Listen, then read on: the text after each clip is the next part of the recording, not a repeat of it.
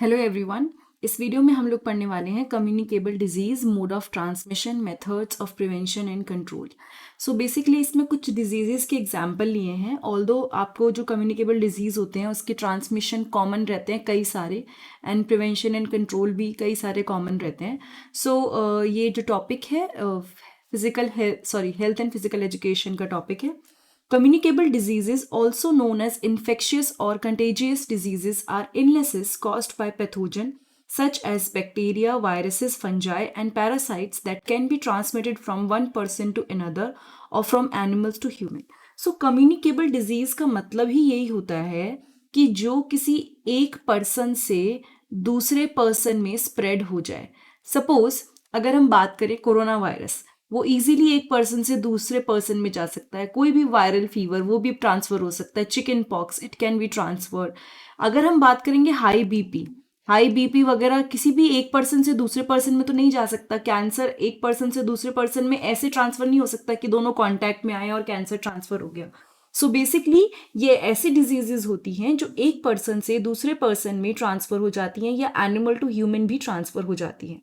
Now let's understand the mode of transmission and किस तरह से प्रिवेंशन एंड कंट्रोल कर सकते हैं। अब हम इसमें कई सारी डिजीजेस को लेके समझेंगे, ठीक है। सबसे पहले है इन्फ्लुएंजा फ्लू। इन्फ्लुएंजा या फ्लू बेसिकली वायरल फीवर होता है, ठीक है। It is basically the viral fever, ठीक है। अब इसका मोड ऑफ ट्रांसमिशन, अब जितने भी आप देखोगे ना, जो भी फ्लू होते हैं या फिर बेसिक इन्फेक्शंस होते हैं, कॉमन कोल्ड होता है, उसके साथ क्या होता है ना, उसका मोड ऑफ ट्रांसमिशन सेम होता है। यानी कि रेस्पिरेटरी ड्रॉपलेट्स जो एक पर्सन जो कि इन्फेक्टेड है वो प्रोड्यूस करता है। जैसे कि कोई पर्सन ने छींका या खांसा या बात करी तो उसके जो वो ड्रॉपलेट्स हैं, उसने जब वो बोलते हुए ड्रॉपलेट्स रिलीज करे वो दूसरे पर्सन में ट्रांसफर हो जाते हैं, ठीक है। इसका प्रिवेंशन एंड कंट्रोल क्या है?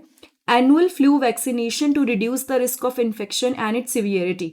इसके लिए कहा जाता है कि वैक्सीनेशन ले लिया जाए साल में। ऑल्दो ये एक ऐसा ऑप्शन है जिसको कई लोग नहीं भी करते हैं and it's fine, completely fine, but इसके लिए कहा जाता है कि वैक्सीनेशन ले लेंगे तो इन्फेक्शन है इसका कम हो जाएगा।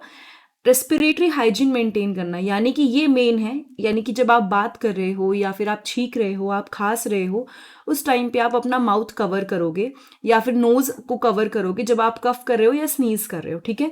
मतलब खांस रहे हो या फिर छींक रहे हो। बार बार हाथ वॉश करना ज़रूरी है सोप के साथ, और alcohol based hand sanitiser use करना ज़रूरी है। क्योंकि एल्कोहल बेस्ड इसलिए बोला है क्योंकि इससे जो जर्म्स होते हैं, जो भी पैथोजन होता है, पैथोजन यानी जिसकी वजह से वो बीमारी हुई है, तो वो चाहे वायरस है चाहे बैक्टीरिया है, वो अपने आप खत्म हो जाता है, ठीक है।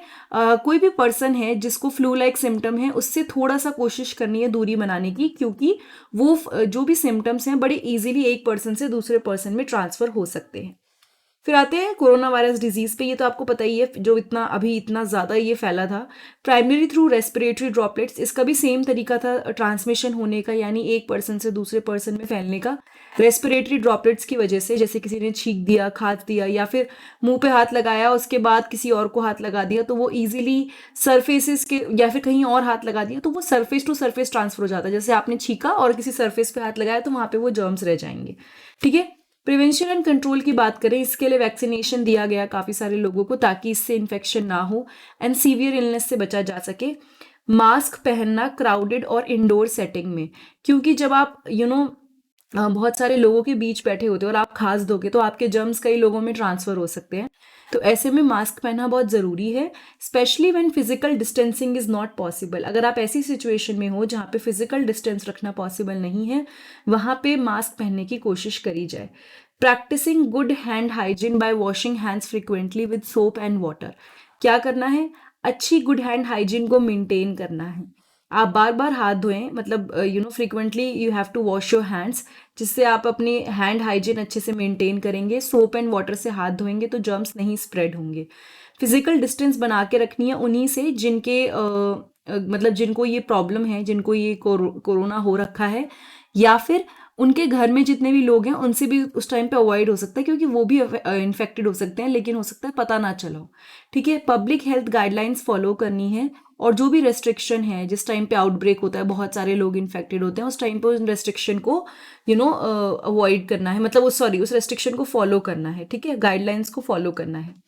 फिर आता है HIV AIDS. Mode of transmission इसके 3-4 होते हैं। बॉडी फ्लूइड्स किसी के भी एक इन्फेक्टेड पर्सन से हेल्दी पर्सन में ट्रांसफर कर सकते हैं इसके वायरस को, ठीक है। ब्लड की वजह से, सीमेन की वजह से, विजाइनल फ्लूइड्स, ब्रेस्ट मिल्क, इन सब के थ्रू ये जो इन्फेक्शन है एक पर्सन से दूसरे पर्सन में जा सकता है। सेक्सुअल इंटरकोर्स से एंड नीडल शेयर करने से, एंड एक मदर टू बेबी भी जा सकता है।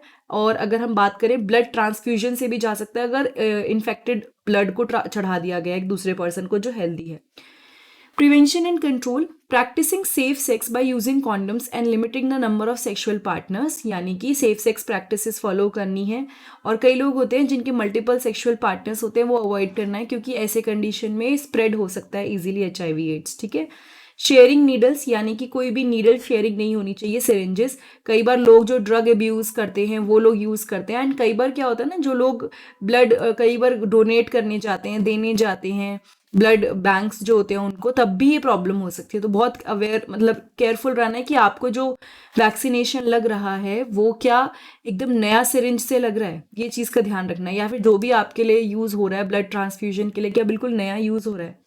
अर्ली डायग्नोसिस, और अगर पता चल जाता है इस बीमारी का तो एंटी रेट्रोवायरल थेरेपी दी जाती है। वायरल मतलब वायरस के अगेंस्ट जो थेरेपी होती है, ताकि जो ट्रांसमिशन है वो रिड्यूस हो जाए, ठीक है। टीबी मोड ऑफ ट्रांसमिशन, इसका भी एयरबॉर्न ड्रॉपलेट्स होते हैं। जब एक इन्फेक्टेड पर्सन एक ऐसे पर्सन के साथ आता है जो हेल्दी है। और प्रिवेंशन एंड कंट्रोल यही है, टीबी का vaccination. TB vaccination in country with high TB prevalence to prevent severe form of the disease in children. कई कंट्रीज में बहुत ज़्यादा प्रेवेलेंट होता है, मतलब ये बीमारी बहुत कॉमन होती है हर जगह। मतलब ऐसा नहीं है कि कोई एक कंट्री है, बट कई जहाँ पे जिन एरियाज़ में बहुत कॉमन है वहाँ पे ध्यान देना है इस बात पे कि ये वैक्सीनेशन जो है वो लिया जाए, ताकि बच्चों में ये प्रॉब्लम ज़्यादा ना बढ़े। आइडेंटिफिकेशन करना, ट्रीटमेंट करना इंडिविजुअल का, जो भी जिनको भी टीबी है, ताकि ट्रांसमिशन यानी कि स्प्रेड जो है डिजीज़ का वो ना हो। रेस्पिरेटरी मास्क का जितना हो सके उतना यूज़ करना हेल्थ केयर सेटिंग में जब भी टीबी पेशेंट्स के साथ डील कर रहे हैं। And improved ventilation in close spaces, यानी कि अगर कोई एक क्लोज स्पेस है तो वहाँ पे वेंटिलेशन बढ़ाना है, यानी कि जो मूवमेंट है एयर का ओवरऑल बिल्कुल पैक्ड ना हो, क्योंकि जितना पैक्ड रहेगा वहाँ पे उतना ज़्यादा इन्फेक्शियस पार्टिकल का कंसंट्रेशन बढ़ता रहेगा, ठीक है। मलेरिया जो है ये एक ऐसी बीमारी है जो कि इन्फेक्टेड फीमेल एनोफिलिस मॉस्किटो के बाइट से होती है। सॉरी, ये बेसिकली एनोफिलिस मॉस्किटो जो होता है ना, क्या करता है, सपोज एक इन्फेक्टेड पर्सन है, उस पर्सन से एक हेल्दी पर्सन में ये डिजीज ट्रांसफर कर सकता है, ठीक है। तो मलेरिया भी कम्युनिकेबल है, बिकॉज एक पर्सन से जो कि मलेरिया जिसको है उससे एक हेल्दी पर्सन में ये बीमारी ट्रांसफर हो सकती है। That's why it is in under the communicable diseases. Mosquito nets का यूज़ करना या फिर इंसेक्टिसाइड्स का यूज़ करना, ताकि स्टार्टिंग में ही ये बीमारी ना हो। मॉस्किटो बाइट्स जो होते हैं ना, जो ऐसे एनोफिलिस मॉस्किटो जो इन्फेक्टेड जर्म्स कैरी कर रहे होते हैं, वो ये बीमारी कर सकते हैं। Indoor residual spraying of insecticides to kill mosquitoes, घर के अंदर स्प्रे करना ताकि मॉस्किटो को मारा जा सके। Anti malarial medication for traveller going to malaria endemic area, यानी ऐसे एरिया जहाँ पे मलेरिया बहुत कॉमन है वहाँ पे एंटी मलेरियल मेडिकेशन देना उन ट्रैवलर्स को जो उस जगह पे ट्रैवल कर रहे हैं। एंड स्टैंडिंग वाटर को एलिमिनेट करना, यहाँ पे जहाँ पे भी पानी इकट्ठा होता है ना, वहाँ पे ये जो भी फीमेल क्या कहते हैं मॉस्किटोज होते हैं या कोई भी मॉस्किटोज होते हैं, ये बड़ी जल्दी अपने लार्वा प्रोड्यूस करते हैं। तो ऐसे में स्टैंडिंग वाटर अवॉइड करना, ताकि वो ब्रीडिंग ग्राउंड की तरह सर्व ना करे, वो रिप्रोड्यूस ना करे मॉस्किटो उस एरिया में, ठीक है। फिर कॉलेरा पे आते हैं। कंटामिनेटेड फूड एंड वाटर से ये ट्रांसफ़र होता है एक पर्सन से दूसरे पर्सन में, स्पेशली जहाँ पे साफ सफाई का इतना ध्यान नहीं रखा जाता। तो इसका एक तरीका ये है कि ड्रिंकिंग वाटर क्लीन प्रोवाइड किया जाए, प्रॉपर सैनिटेशन फैसिलिटीज़ हो, ओपन में सैनिटेशन ना हो, गुड पर्सनल हाइजीन मेंटेन करी जाए, हैंड वॉश करे जाए सोप से। एंड कोई भी चीज़ आप कहीं भी जा रहे हो, वॉशरूम वगैरह से आ रहे हो, आपको हाथ धोने हैं। एंड जो भी इन्फेक्टेड पर्सन है उसको एंटीबायोटिक्स दी जाए एंड ओरल रिहाइड्रेशन सॉल्यूशन, जिससे उसके अंदर जो पानी की कमी हुई है ड्यू टू डायरिया और एनी सिम्टम, उसकी वो कमी पूरी हो सके। इसमें भी हेल्थ एंड हाइजीन का बहुत इंपॉर्टेंट रोल होता है एंड सबसे इंपॉर्टेंट चीज़ है पानी साफ होना चाहिए, फूड साफ होना चाहिए, ठीक है। हेपेटाइटिस बी बेसिकली लिवर को अफेक्ट करता है। ये भी इन्फेक्टेड ब्लड जो होता है ना उसके कांटेक्ट में आने से हो जाता है, ठीक है। बॉडीली फ्लूइड या इन्फेक्टेड ब्लड या मदर टू चाइल्ड ये ट्रांसफर हो सकता है। हेपेटाइटिस बी वैक्सीनेशन लिया जाए ताकि इन्फेक्शन ना हो। Sterile needles and syringes present हो, क्योंकि ये जो स्टेराइल सिरिंजेस एंड नीडल हैं इससे क्या होगा ना, वो बीमारी फैलेगी नहीं। क्यों? स्टेराइल का मतलब क्या है? क्लीन एकदम। कई बार इन्फेक्टेड नीडल यूज होने की वजह से बीमारियां फैलती हैं, जो कि बहुत गलत है। Practising safe sex and using condoms to reduce the risk of transmission, क्योंकि ये भी इन्फेक्टेड ब्लड या बॉडीली फ्लूइड से फैलता है, तो ये भी ज़रूरी है कि सेक्सुअल इंटरकोर्स किया जाए, मतलब सेफली बिल्कुल। And early diagnosis and access to medical care for infected individual, अगर आपको लग रहा है कि कोई पर्सन इन्फेक्टेड है तो उसका अर्ली डायग्नोसिस हो एंड उसको प्रॉपर मेडिकल केयर प्रोवाइड कराई जाए इससे पहले कि उसकी मतलब लिवर वगैरह पे बहुत ज़्यादा इफेक्ट पड़े। So that is the whole example of communicable diseases and mode of transmission and prevention and control, सारी इन्फॉर्मेशन है।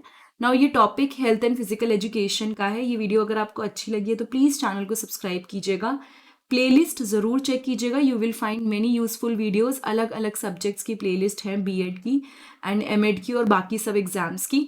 अगर आपको कोई डाउट है तो कमेंट सेक्शन में you can ask me. And बाकी अगर वीडियो अच्छी लगी तो चैनल को सब्सक्राइब करने के बाद नीचे डिस्क्रिप्शन बॉक्स में एक लिंक है, वहाँ पे भी आप that is by me a book, वहाँ पे भी आप डोनेट कर सकते हैं। Thank you so much, have a nice day, I will see you next time in the next video.